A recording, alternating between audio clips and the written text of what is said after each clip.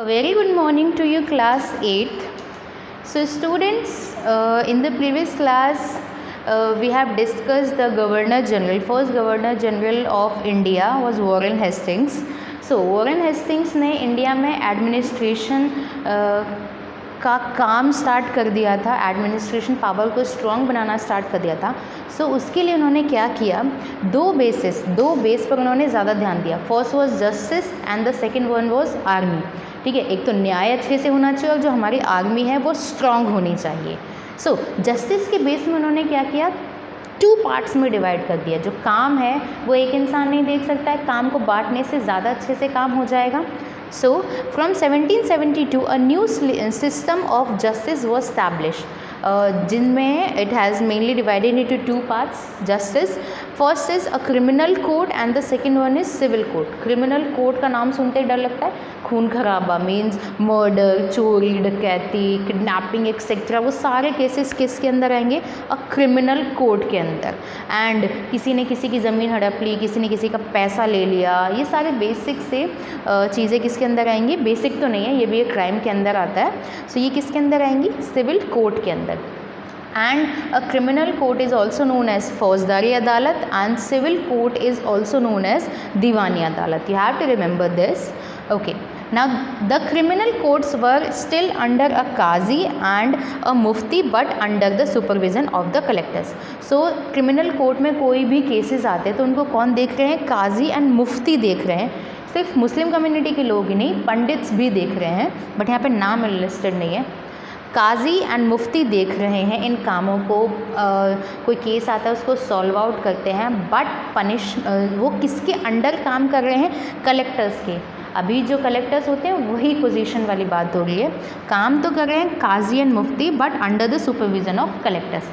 कोई केस आया, उनकी उन्होंने पनिशमेंट दे दी, किसके सुपरविज़न में, कलेक्टर के सुपरविज़न में. नाउ सिविल कोर्ट में जो केसेस थे वो बताए गए थे.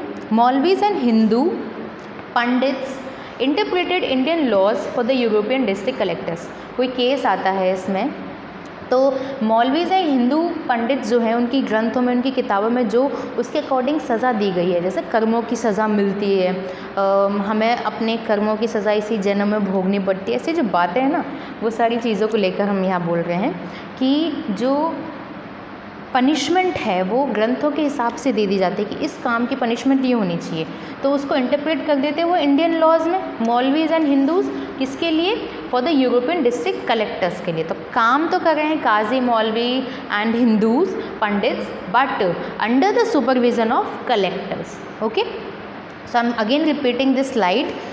लॉज जस्टिस को 2 पार्ट्स में डिवाइड है, criminal and civil court. Criminal court को फौजदारी अदालत कहते हैं, civil courts is also known as diwani adalat. And here qazi and mufti are working but under the supervision of collectors. And in civil courts maulvi and Hindu pandits interpret Indian laws under the supervision of again European district collectors. Now, a major problem was that the Brahmin Pandits gave different interpretations of laws, local laws based on different schools of the धर्म शास्त्र. Now, अब हम India की बात करें तो India बहुत ज़्यादा बड़ा है. ठीक है, सो अगर यूरोप से मतलब ईस्ट इंडिया कंपनी ब्रिटेन से इंडिया आई थी, तो ब्रिटेन बहुत ही छोटा कंट्री है. अगर हम बात करें इंडिया की तो ब्रिटेन जैसी छोटी कंट्री से वो लोग इंडिया जैसी बड़ी कंट्री में आते हैं. एडमिनिस्ट्रेशन बड़ा है, स्पेस बड़ा है, लोग बड़े हैं, तो सब चीज़ों को संभालने के लिए थोड़े से उन्होंने एडमिनिस्ट्रेशन को स्ट्रॉन्ग रखा. अब क्या है कि इंडिया बड़ी कंट्री है तो लोगों के ओपिनियंस बड़े हैं, जो धर्म है, हमारे रिलीजन है वो बहुत ज़्यादा है, उन धर्मों में कही गई बातें डिफरेंट हैं. अगर नॉर्थ इंडिया में नॉर्थ, साउथ, ईस्ट, वेस्ट सभी जगह हिंदू हैं, पर अलग अलग उनकी बुक्स हैं, उनकी मान्यताएँ अलग अलग हैं, उनकी थिंकिंग अलग है, उनके थॉट्स अलग हैं. कोई भी 2 इंसानों के थॉट्स सेम हो तो सकते हैं, बट मुश्किल है कि उन दोनों के अलग अलग एक ही बात पर ओपिनियन अलग अलग होते हैं. तो ऐसा तो है नहीं कि कोई पनिशमेंट आ रही है या फिर किसी ने कोई क्राइम किया हो तो आपके बोलने की वजह से हम दूसरी सज़ा दे दें और आपके बोलने की वजह से हम दूसरी सज़ा दे दें. दोनों को क्या है, दोनों को कंबाइन होकर एक ही सज़ा देनी पड़ेगी. तो ब्रिटिशर्स के लिए बहुत ज़्यादा प्रॉब्लमेटिक हो गया कि किसकी मानी जाए। तो ब्रिटिशर्स ने क्या किया, To bring uniformity in 1775, 11 pandits were asked to compile a digest of Hindu law. उन्होंने क्या बोला, इन्होंने 11 पंडित्स को बोला कि आप सभी इन सभी हिंदू लॉज जो कहीं पर भी लिखे हो उन सबको कंपाइल करो, एक बनाओ, एकजुट बनाओ, ताकि सबके लिए इजी हो जाए, हिंदूज़ के लिए भी एंड ईस्ट इंडिया कंपनी के लिए भी। एंड यहाँ पर हिंदूज़ का ध्यान नहीं रखा गया है, मुस्लिम कम्युनिटी का भी ध्यान रखा गया है। By 1778, a code of Muslim laws were also compiled for the benefit of the European judges.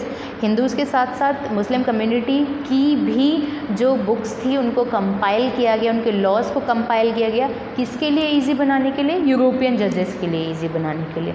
अब ये जो इजी बनाया हमने, कंपाइल किया है, एकजुट किया है, वो हम समझ सकते हैं, पर ईस्ट इंडिया कंपनी कैसे समझे, उनको जो इंग्लिश लैंग्वेज में ट्रांसलेट करना पड़ेगा।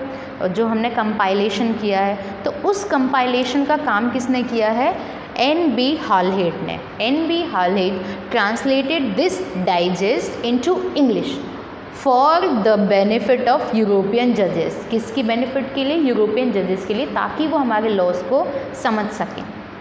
ना इन जो ईस्ट इंडिया कंपनी थी टाइम टाइम पर एक्ट लाती रहती थी, जैसे डॉक्ट्राइन ऑफ लैप्स हो गया, या फिर हम एग्जांपल ले लेते हैं रेगुलेटिंग एक्ट ऑफ 1773। इस एक्ट में क्या किया उन्होंने, a new supreme court was established, एक नया सुप्रीम कोर्ट इस्टेब्लिश किया। सरदार निज़ामत अदालत वॉज ऑल्सो सेटअप इन कलकत्ता, दोनों को कलकत्ता में इन्होंने सेटअप किया, सुप्रीम कोर्ट भी और सरदार निज़ामत अदालत भी। एंड अभी supreme court was establish in new Delhi. अभी कहाँ पर है, न्यू दिल्ली में, और उस टाइम पर कहाँ थी, कलकत्ता में। सो टाइम पर ये लोग नए हम कह सकते एक्ट लाते रहते थे, जिनकी वजह से जो इनकी पावर है वो ज़्यादा से ज़्यादा इस्टेब्लिश हो सके इंडिया में। Now the principal figure in an Indian district was the collector. District का जो सारा पावर है वो किसके हाथ में होगी, कलेक्टर के हाथ में होगी। अभी भी डिस्ट्रिक्ट के पावर किसके हाथ में, कलेक्टर्स के हाथ में। जयपुर डिस्ट्रिक्ट के अलग कलेक्टर हैं, बूंदी के, टोंक के, एक्सेट्रा डिस्ट्रिक्ट्स के अलग अलग कलेक्टर्स होते हैं, उनके पास ही सारी पावर्स होती हैं और डिस्ट्रिक्ट की। सो उस टाइम पर सारी पावर इंडियन डिस्ट्रिक्ट की कौन संभाल रहे हैं, कलेक्टर। अब कलेक्टर का काम क्या है, the work of the collector is to collect revenue and taxes and maintain law and order. Revenue collect करना है, वो सही जगह पर लग रहा है, यूज़ हो रहा है नहीं हो रहा है, उसका ध्यान रखना है। लॉ एंड ऑर्डर का भी ध्यान रखना है कि उनकी डिस्ट्रिक्ट में किसी भी तरीके से लॉ एंड ऑर्डर को तोड़ा ना जा सके। बट क्या वो काम अकेले कर सकते हैं, मान लिया ए जगह पे कोई लॉ एंड ऑर्डर तोड़ रहा है और वहीं पर सी जगह पे कोई लॉ एंड ऑर्डर तोड़ रहा है, साथ साथ बी जगह पे भी टूट रहा है लॉ एंड ऑर्डर, तो क्या वो एक टाइम पे सब जगह हो सकते हैं, बिल्कुल नहीं। So law and order maintain रखने के लिए in his district with the help, उन्हें किन किन लोगों की हेल्प चाहिए, हेल्प ऑफ अदर जजेस, पुलिस ऑफिसर्स एंड दरोगाज। वो इन लोगों की हेल्प से ही will collect the revenue and taxes and maintain law and order. इन लोगों की हेल्प की वजह से वो ये सारे काम कर पाएंगे। नाउ हिज ऑफिस, कलेक्टर का ऑफिस हम कलेक्ट्रेट बोलते हैं। So his office became the new centre of power and patronage that steadily replace previous holders of authority. तो कलेक्टर का जो नया हम ऑफिस बोलेंगे वो एक पावर का गढ़ बन गया, सेंटर ऑफ द पावर बन गया, जहाँ पर एक डिस्ट्रिक्ट के सारे काम हो सकते थे। That's it for now.